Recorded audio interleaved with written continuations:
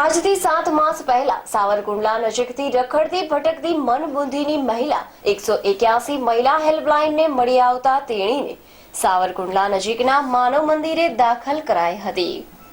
આ મહિલા પોતાના ઘેરથી 8 વર્ષથી વિખૂટી પડી ગઈ હોય, જેની આજે યાદશક્તિ પરત આવતા પશ્ચિમ બંગાળમાં રહેતા પરિવાર સહિત તેના બાળક સાથે મહિલાનું મિલન થતા હૃદયદ્રાવક દ્રશ્યો સર્જાયા હતા।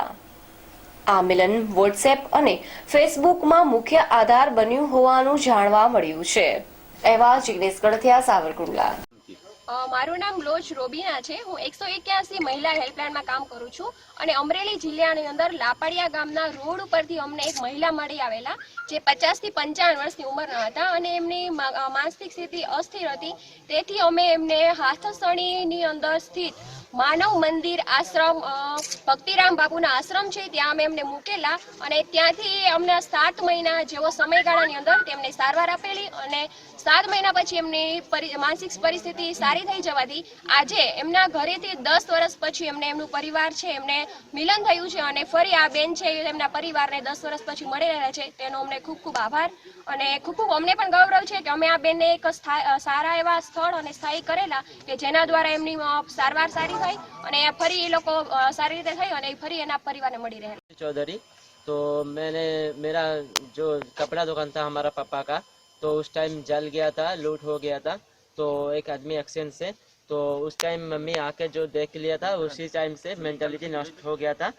तो अभी हम लोग 1 महीना 8-10 साल नहीं खोजता, कोई पता नहीं मिला। तो हम अभी 1 महीना पहले हम लोग मिले हैं, तो व्हाट्सएप फेसबुक से तो जो मम्मी का फोटो दिखाया, तो हम लोग पता चला कि हम लोग आए हैं।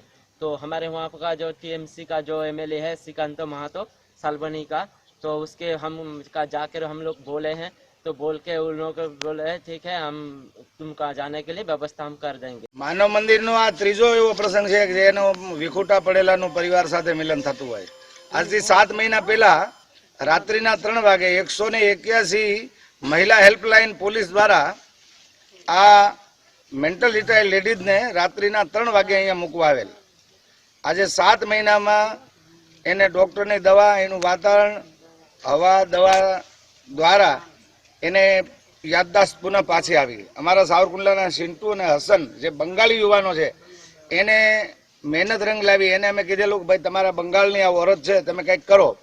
અને એ છોકરાએ એટલી મહેનત કરી કે એના પરિવાર સુધી વોટ્સઅપ, નેટ, ગૂગલ દ્વારા પહોંચ્યા અને આજે એના પતિ અને એના દીકરાને અહીંયા લઈ આવ્યા અને એના દીકરાનું ને એના પતિ સાથેનું મિલન જોયું ત્યારે મને એવું લાગ્યું કે મારા આખા જીવનનો થાક ઉતરી ગયો છે। અમારા આશ્રમનો જે હેતુસર સ્થાપના થઈ એ હેતુ સિદ્ધ થતો જાય છે। આજે ત્રીજી એવી મહિલા છે જેનું આ આશ્રમમાં જ એના પરિવારથી વિખૂટા પડ્યા પછી પુનઃ એના પરિવાર સાથે મિલન થઈ રહ્યું છે, એનો અમને આનંદ છે।